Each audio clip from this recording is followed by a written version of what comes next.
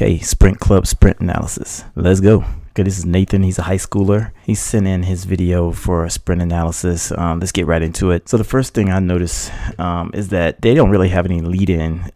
There's very little lead in for him to accelerate. Incoming running is like right up on him as he takes off. You should have at least 18 to 24 steps as a lead in for your bang step as you put down tape heel to toe, somewhere between 6 to 9 meters of a run in, so you can get an acceleration as the incoming runner is coming in.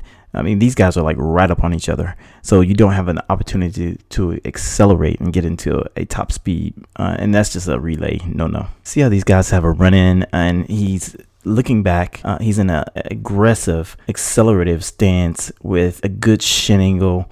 You can't really be at 45 degrees necessarily, but you want to be able to drop your knee into a 45-degree angle so you can push back and accelerate with aggressiveness, with a high velocity negative footstep, and get a forward lean so that you're accelerating just like you would out of the blocks. Nathan's eyes are just right up. They're straight up.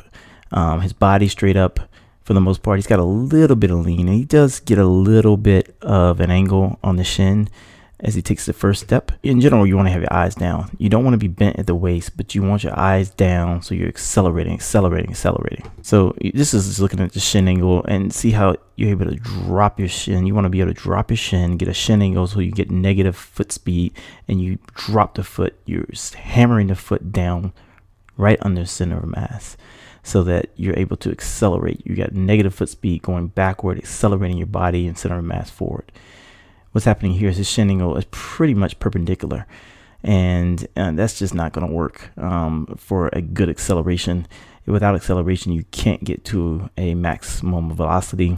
You can't get to a high speed, and that's what sprinting is all about. The next thing I notice here, and this has more to do with other competing team, Nathan's actually doing a pretty good job here, at least looking forward, and his body's turned forward so he can at least attempt to accelerate, even though he doesn't have the right shin angle, the good negative foot speed to accelerate to his maximum velocity.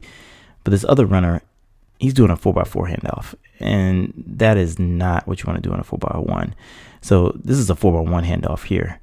You're looking forward. That's a 4x4 handoff. It's called an open handoff, where you turn your body, you face your body towards the baton. At least Nathan's doing a great job here, taking an actual 4x1 handoff with his body's turned forward and he's running forward. So eyes should be down. And right now what I'm showing is that he's 10 steps into this, and his foot is shin angle, his shank is straight up and down. There's no acceleration going on here. He pretty much looks like he's in a maximum velocity posture, although he's not able to reach a maximum velocity. And that's indicative here when we look at his ground contact and you see where the recovery leg is. The recovery leg is behind the stance leg.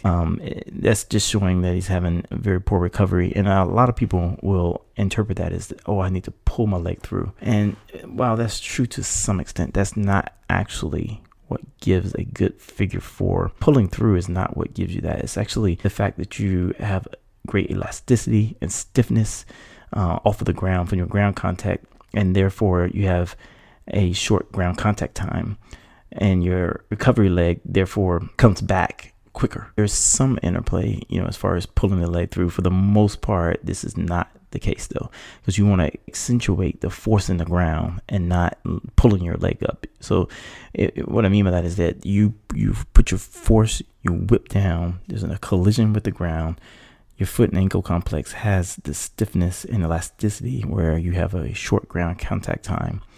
Therefore, your recovery leg comes back around quicker. That's how you get the figure four posturing that you see in elite sprinters and really good sprinters. You're going to run a 10.6, 10.7. You're going to see something like this for the most part, unless you have some other qualities that are making up for it.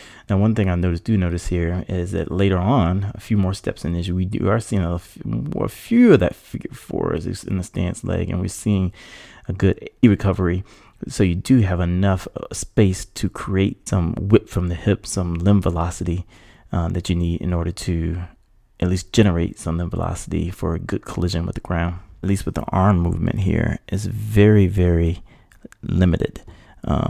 There's a few where the arm comes up. There's a few where there's just a limited amount of arm movement. And I think that's basically indicative of Nathan trying to move his legs quicker. And if you're moving your legs and not really focusing on putting force in the ground, then what's going to happen is your arms are going to move in a limited range of motion in order to keep your body balanced. Here, this shows when you're actually putting force in the ground, your arms are going to go through a full range of motion because you're putting more force in the ground.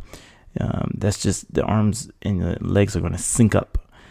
So if you're putting force in the ground with intent, your arms are going to therefore show a greater range of motion. It's pretty much the end of it, what you can see here, because the rest of it starts, you start to see them kind of tail off here, and you can't really see much. The takeaways that I would give in the prescription primarily focus on the acceleration part, because the acceleration sets up the max velocity, it sets up the postures that happen later on in the race.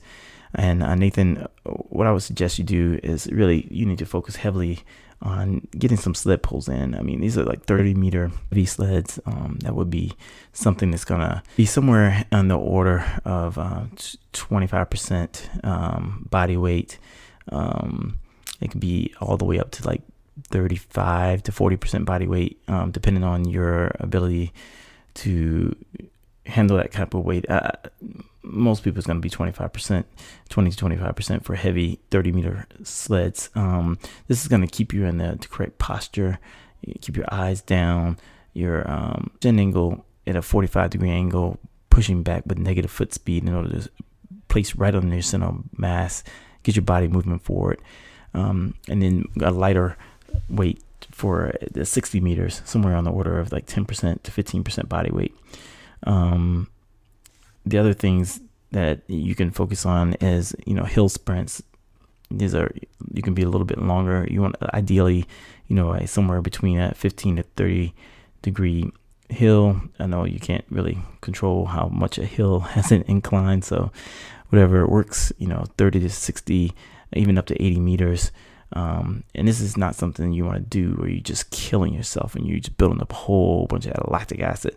You want to do, 230s, 260s, 280s with lots and lots of rest in between. Very, very good quality. If you're not able to do a 60 meter with great quality, don't even go to the 80 until you can do 60s with great quality. And not on the same day you're doing a sled pull. So these are pretty much the same stimulus. And then on a different day, focus on 30-meter accelerations.